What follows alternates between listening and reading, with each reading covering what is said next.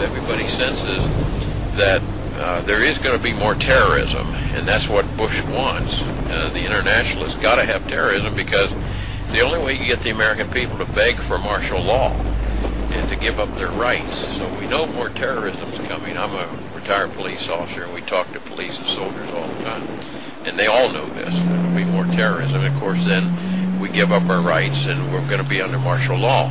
So we need to.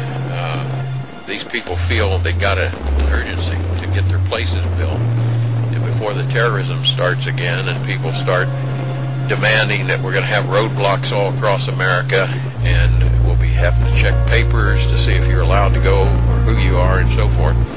They want to get up here.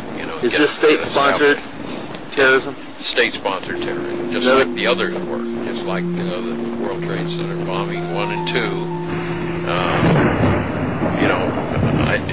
Your listeners probably, and the people you know this, but the average American has no idea how much evidence there is, in fact, to back up the statements that Oklahoma City, the first World Trade Center bombing, second World Trade Center bombing, were all orchestrated, and our government knew about it.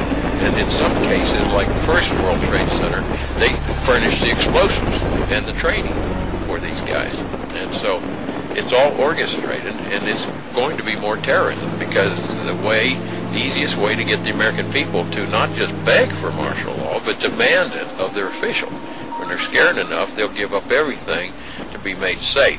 Are we looking at the Nazization of the nation? That's what we are. Yeah, it's not a socialist system as much as a fascist system that's being carried through by our Republican socialists and Democratic socialists, or fascists if you want to say. But it is a fascist